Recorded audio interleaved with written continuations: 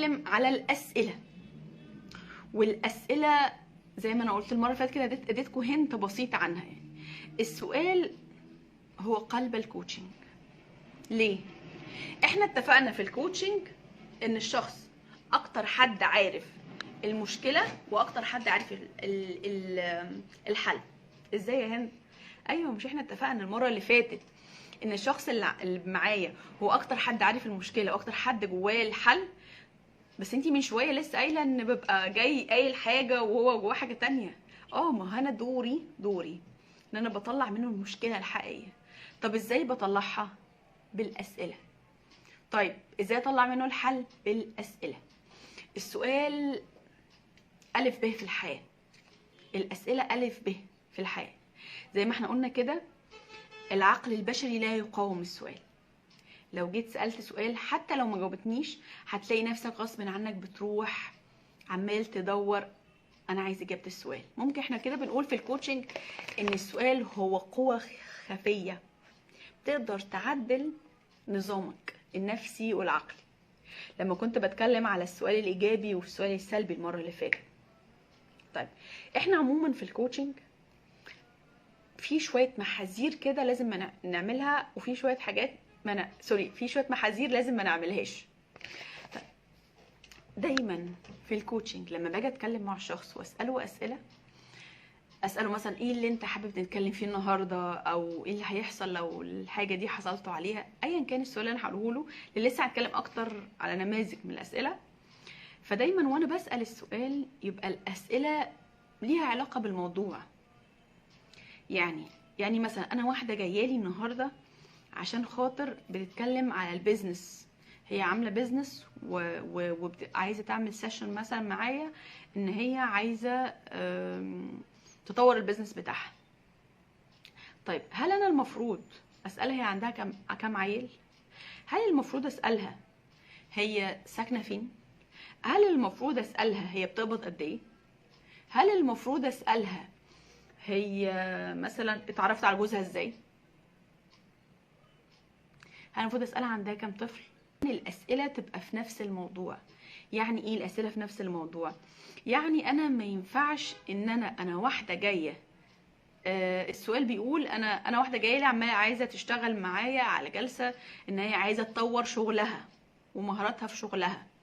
فهل انا المفروض وانا بسال الشخص هنا في الموضوع ده اروح اسالها هي اتعرفت على جوزها ازاي؟ هي مثلا علاقتها بولادها عامله ازاي؟ انا في مره كنت بعمل لحد منتورنج، فلقيت قلت له كده انا عايزه اظبط الصفحه بتاعتي، او انا عايزه مش الصفحه بتاعتي، انا عايزه اشتغل اكتر في حاجه في خصوص بيزنس الشغل بتاعي يعني. فلقيته بيقول لي انت متجوزه؟ قلت ماشي. قلت له متجوزه. قال لي عندك ولاد؟ قلت له عندي ولاد. قال لي ابنك عنده كام سنه؟ قلت يعني ماشي خليني كالم كده وهاديه وظريفه وبتاع. قلت له عنده 4 سنين. فلقيت بالظبط، يعني انا بحكي لكم ده موقف حصل حقيقي. فطيب لقيته بدا يدخل في اسئله شخصيه. هو انت عندك طفل واحد ولا طفلين؟ فقلت له طب معلش خلينا نقف هنا. انا بكلمك ان انا عايزه اشتغل على البيزنس بتاعي، ان انا مثلا مقصره في الصفحه، مثلا عايزه اشتغل واطور الويب سايت بتاعي. فانا هنا جايه عشان الاقي حلول للقصه دي. ايه علاقته؟ انا ابني عنده كام سنه؟ ايه علاقه ان انا جوزي متجوزه ولا مش متجوزه؟ ايه علاقه كذا؟ طيب فاذا دايما وانا بتكلم امتى يبقى ليه علاقه؟ لو انا ده كان بالنسبه لي يمثل مشكله. يعني ايه؟ يعني مثلا انا وانا بتكلم فقال لي طب انت ايه اللي منعك تشتغلي؟ فاقول له والله اصل ابني عندي ابن وعامل لي مشكله. هنا ساعتها ممكن يسالني عن ابني، يعني طب ابنك كبير ولا صغير؟ هقول له مثلا عنده كذا. طب ايه المشكله بالنسبه له؟ فاهمين قصدي ايه؟ فدايما وانا بسال يا جماعه الاسئله ببقى مركز في الموضوع الاساسي بتاعي. لو في حاجه انا محتاجها ممكن اسال عليها، لكن احنا ما عندناش اسطمبه. يعني كاخصائيين نفسيين في حاجه اسمها دراسه حاله متعمقه، بس ده بيعملها الاخصائيين النفسيين مش احنا اللي بنعملها. يعني مش الكوتشنج، يعني انا عموما علم نفس انا اقدر اقولها، بس انا في الكوتشنج احنا ما بنعملهاش. احنا في الكوتشنج ما بناخدش اسمك ثلاثي، ساكن فين، ترتيبك في الميلاد ايه، حالتك الاجتماعيه ايه، مراتك بتشتغل ايه، كل الكلام ده كله اسمها دراسه حاله متعمقه. انا ما بعملهاش في الكوتشنج. انا في الكوتشنج دايما لما باجي بسال اسئله ليها علاقه في الموضوع، بسال اسئله ليها علاقه بالموضوع، اسئله تبقى تفيدني في سير اللي انا ماشي فيه، ناحيه اللي انا ماشي فيه، عشان كده ناحيه اللي انا ماشي فيه، الهدف اللي هو الشخص عايزه. اوكي، فدي حاجه مهمه. حاجه تانية او دي من الحاجات المهمه، ان انت دايما خليك فاهم ان مشكله الشخص ايا كان هي كبيره او صغيره فهي مشكله. فبلاش تسال اسئله تعجبيه. يعني انا ممكن حد يجيلي يسالني سؤال، مثلا حد يجيلي انا مشكلتي ان انا مش عارف اروح اعمل شوبينج في امريكا. ففي ممكن كوتش يقول له ايه يا عم انت، يا عم الناس في كورونا وفي بتاع والدنيا بايظه والناس مش لاقيه تاكل، وانت مشكلتك في الحياه انت مش عارف تسافر تجيب لبس من امريكا مثلا او تعمل شوبينج من امريكا.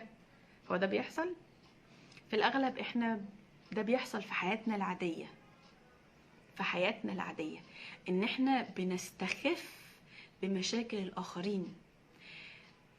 فيعني ان انا اسافر في امريكا، وهل يا هند ان انا اسافر مثلا اجيب لبس مثلا من امريكا بالنسبه لي زي مثلا واحده جايه لي عندها مشكله هتتطلق وبيتها هيتخرب وهكذا؟ لا يا هند، اكيد دي مشكله كبيره ودي مشكله صغيره. لا طبعا مفيش الكلام ده. كل المشاكل بالنسبه لي هي مشاكل، كل المشاكل بالنسبه لي هي مشاكل. يعني ايه؟ يعني لو شخص جاي لي عنده مشكله ان هو مش عارف يسافر يعمل شوبينج في امريكا، بالنسبه لي انا هتعامل معاها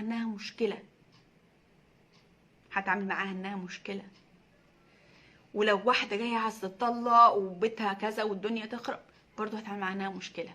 مش كده؟ انا دايما اقول ان ايا كان المشكله كبيره او صغيره من وجهه نظرك فهي مشكله، هي في الاخر مشكله. لازم انت ككوتش بتتعامل معاها بقدر من الجديه انها مشكله، حاجه مؤرقه حياه حد، حاجه مضايقه حد في حياته، حاجه تعب حد. ممكن يبقى بالنسبه لك حاجه تافهه. فده بيظهر في ايه بقى؟ ان اوقات الشخص تمام وهو او الكوتش هو قاعد مع حد بيشتغل معاه فمثلا على حاجه زي كده، فيقول له بس لا اصل انا متعود ما بلبسش الحاجه غير الماركه الفلانيه اللي بجيبها مثلا من امريكا مثلا. فتلاقي الكوتش بيساله اسئله بقى تعجبيه. عارفين اللي هو ايه؟ يعني عارفين الاسئله التعجبيه؟ لا الكلام ده غلط جدا، ما ينفعش ان انا اساله اسئله تعجبيه. يعني ان انت تلبس البراند المعين هو ده اللي عامل لك مشكله؟ عارفين الكلام ده اللي هو الحاجه بيبقى فيها كان انت بستعجب على وضعه. ما تستعجبش على اي مشكله بتاعت اي حد. يعني انا اوقات والله انا شفت مشاكل مع ناس لو قلتها لكم اللي هو ايه ده، هو في مشكله كده؟ في حد بيروح لحد عشان مشكله ممكن تبقى بالنسبه لك تافهه، انا مش عارفه اسافر، مش عارفه اروح اخد ويك اند، مش في. وعلى فكره دي مشكله بالنسبه له موقفه حياته. يعني مره واحده سالتني قالت لي هند ايه ده، هو ممكن حد يجي يدفع لي فلوس في السيشن كوتشنج عشان خاطر ان انا اعمل له انظم له وقته؟